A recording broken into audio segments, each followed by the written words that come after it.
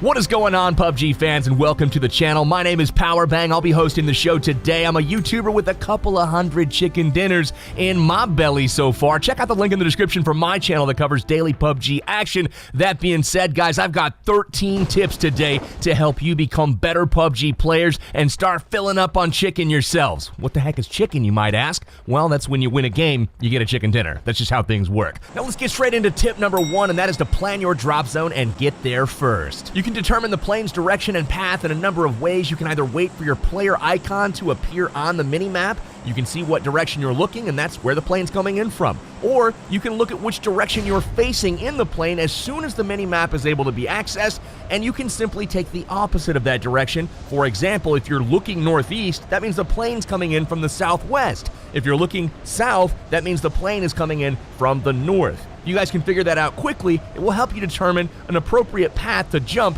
much more quickly. You're going to want to jump to the high-density loot locations to try to get geared up as soon as possible. You can find those by looking for the big city names all over the map, and as you get more familiar with the map and your surroundings, you're going to come up with some favorites that you're going to want to jump to more often than not if the plane's path allows it. Once you've chosen a destination, mark the map by clicking the mini-map. Once you've done so, a marker will appear, and that marker will then show an icon on your compass at the top of the screen, and that's the direction you want to focus your player as you're jumping. Try to take care of your positioning and maneuvering while you're still skydiving and not after the parachute is popped. Once the parachute has deployed, you want to fly directly down to your destination, whether it's a rooftop or a building. While you're on your way there in the parachute, that is a good time to look around with the eyeball tool to make sure that you don't have enemies that are landing near you, next to you, or even on top of you. You've got to figure out if you're going to land first or if they're going to land before you, and that's going to shape how you play the game from that point forward. That leads us into tip number 2. You need to gear up quickly, and you want to make sure that you pick up the very first gun that you come across. Whether it's a pistol, shotgun, or other subpar gun,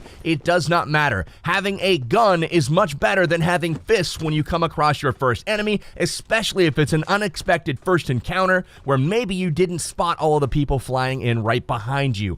Once you guys find better weapons, obviously ditch the pistol or ditch the shotgun that you picked up, pick up the assault rifle instead, but make sure that you're looting up quickly, being super efficient with what you take, and pick up that first gun. Super important. Tip number 3 is along the same looting lines. You want to make sure that you're taking only what you need. Be super efficient. Don't take ammo and attachments for guns that you don't even have, or don't keep the ammunition or attachment from guns that you have dropped in favor of others. If you drop and pick up a shotgun and a choke and all kinds of 12-gauge shells, you want to make sure that you ditch those once you pick up an assault rifle to replace the shotgun. The attachments and the ammo will not clear out of your inventory, and that inventory space is valuable for other things such as boosts or medkits. You want to make sure that you have the space available for the items that are actually going to benefit you. Now, once you've dropped, cleared your immediate area, looted up a little bit, and you're starting to get ready to actually defend yourself or even fight, you want to take note of tip number 4, and that is to pay attention to the safe zone. Open up your mini-map, check the white circle, and if you are outside of that first white circle, you know that you need to move to get to it before that first timer counts down that's right below your mini-map and the safe zone starts to collapse. If it collapses and you're outside of it and you're in the blue zone, you will start to take periodic damage, which is not super helpful if you're trying to win the game.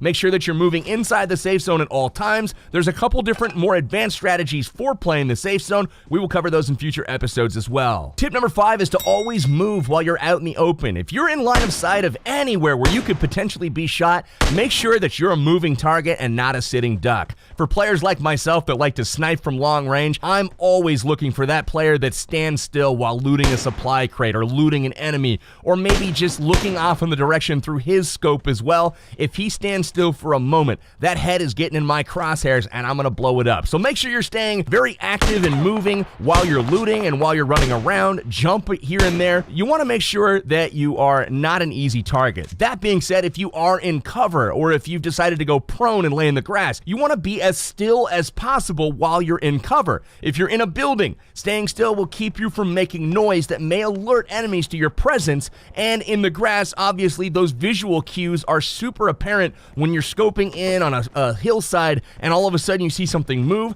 That'll cause an enemy to look in closer to your area and ultimately find you and kill you. Tip number 6 is to use the eyeball tool. Just like you did when you were dropping in with your parachute, it's super helpful when you're running around the map as well. Once you've determined where you're trying to run or drive, you want to look around with the eyeball tool so you can do a couple of things. You can scan the area to see if there are any potential threats watching you, and you can also sneak up on people by looking at them, planning your attack, and they don't ever know that you actually see them. So use that to your advantage. Make sure to use the eyeball tool as you're driving around. Don't just tunnel vision on a target or an enemy or a destination, and forget to check your flanks. Now, eventually footsteps and gunshots and cars driving by are going to start to fill up the battlefield. You're going to hear sounds. And tip number 7 is to use these audio cues to locate nearby enemies. This is absolutely imperative, and probably about 90% of tracking enemies, their location, comes from audio and not visual cues. Not joking here, guys. Having a stereo headset or earbuds is crucial to your success in this game. Highly recommend that you grab that audio for tracking and locating your enemies. To do this using audio alone, you want to focus your player's crosshair on the direction where you think the sound is coming from. Make sure the gunshots or the footsteps or the car sounds, that the audio is balanced from a volume perspective in your left and your right ears. You want to make sure that it sounds the exact same loudness, and once you've done that, you're going to be looking pretty much right at where the sound originated from. Now, the volume of the shots, of the footsteps, that is going to tell you how close the target is, whether it's super far away or if it's right next to you. Tip number 8 expands upon the same process of tracking and locating your enemies when there are audio cues going off in the game. If you hear gunshots, put your crosshair where you think they're coming from, but immediately put your eyeballs, your visuals, on the minimap. Look at the minimap, and there's going to be an orange radar blip that pops up on that minimap, and that is going to tell you the general direction of where those shots came from. Now, if you can combine your hearing and your seeing so that both of these senses are telling you the same direction, there's a great chance that you're going to find your enemy in that direction. Now, you can also use your minimap to plan routes. All you have to do is look at it, tap it to open it up, make it big. You can pinch it to zoom in or out, and then once you've done so, you can mark the map just like you did on the flight in to plan your routes, and that'll again put a marker on your compass that you can track and follow at any time, making navigation a breeze. Now, once you've been in a few fights or taken some fall damage or gotten in a sticky situation in the gas and you've lost a little bit of health, tip number 9 is going to come in super handy, and that's to make good use of boosts and keep your player at full hit points. You want to make sure that you're not suffering by going into fights missing any HP at all. That is going to put your opponent at a significant advantage. There are a lot of weapons in the game that are balanced to where 1 or 2 shots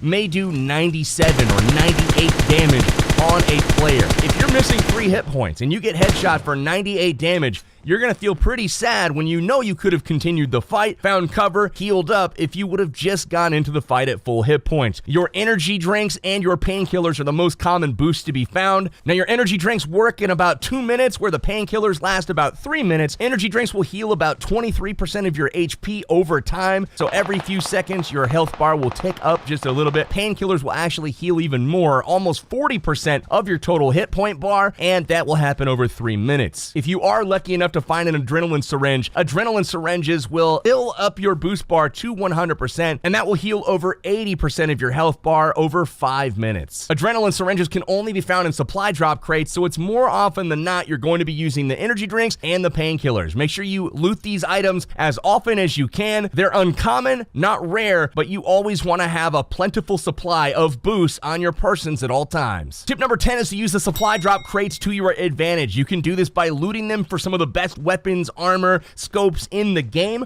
or you can use them as bait. If you're able to get to a crate first, loot it, and get a little bit away from it, you can continue to watch the crate as other players in cars and vehicles and even on foot will surely approach it to see what was in the crate, and you can shoot them dead pretty easily. Or if you come up onto a crate late and it's been down for a while, you know that there's probably people in the area. You can come up on full alert and make sure that you're able to pick these guys off as they're trying to escape that danger zone of around the crate. Tip number 11 is to make use of the prone stance on your own terms. rounds. This means that prone is a very valuable way to hide your person and make yourself less visible. This is essentially laying down in the grass, snaking around, hiding, and attacking by surprise. That is something that is very, very effective, but it is not effective if you're not doing it on your own terms. What do I mean by that? Go prone when nobody has seen you approach an area. Don't go prone if you're being shot at. If you decide to lay down after you've already been acquired by somebody that is putting their scope on you, you are dead. They know exactly where you laid down because they're looking right at you. If you are being shot at, instead of going prone, run to the nearest cover, zigzag, jump around, make yourself a difficult target to hit, but going prone while somebody's shooting at you is essentially waving the white flag and surrendering. Unfortunately, in PUBG Mobile, there are no prisoners of war. You're just gonna die. In this game, I was able to obtain a ghillie suit and get to an area undetected, so once I went prone, I was able to sneak attack my enemies without them ever knowing where I was. Tip number 12 is to fight from cover to decrease your exposure to your enemies. People are going to be looking to take you down constantly, and if you're able to fight from behind a tree or inside of a house, yes, you might get shot, you may take some damage, but you can go behind that cover during the fight and heal up. You can even get all the way back to full health before you re-engage. That makes you a very difficult target to take down. On the contrary, if you're standing in the middle of the open, you're stuck either running around as a free target essentially or going prone, and as we said in the last tip, you're just gonna get shot and killed. Fight from cover, use houses, use trees, use rocks, use embankments on terrain, use all of these things to your advantage. Don't fight from the open. Tip number 13 and our last tip for today's video is to engage in battle on your terms when victory is likely, if not assured. You wanna make sure that when you're fighting your opponents that you have their head or their chest in your sights and you've got a real good feeling about picking up a kill. You don't want to give away your position by firing before you're ready to get that kill, letting them know where you are, allowing them the ability to reposition, to get cover themselves, to heal up so they can re-engage you. Make sure that you fire when you see them and don't be pressured into entering a fight, especially if you think the enemy's fishing for your location and they don't exactly know where you are. So as you're going to see at the end of this game, my opponent, I know exactly where he is because I saw him earlier and he thinks he knows where I am based off of sound, but unfortunately I'm wearing a ghillie suit. He is wrong, he never sees me, and I'm not baited into the fight. When he finally shows himself from around the tree, I'm ready for him. Pop him right in the chest, get him in the head, and boom, winner, winner, chicken dinner. That is how it's done, ladies and gentlemen. We'll add that notch onto our belt, another chicken dinner. We're full around here, baby. If you guys are liking the tips, if you're liking the trips, make sure you subscribe to the PUBG Mobile channel. We're gonna be putting out a ton of amazing videos over the next several months that are going to help you guys become a better player and have some more fun playing PUBG Mobile. For now, I'm your host, Power Bang. I'm signing out, and I'll be with you guys next time.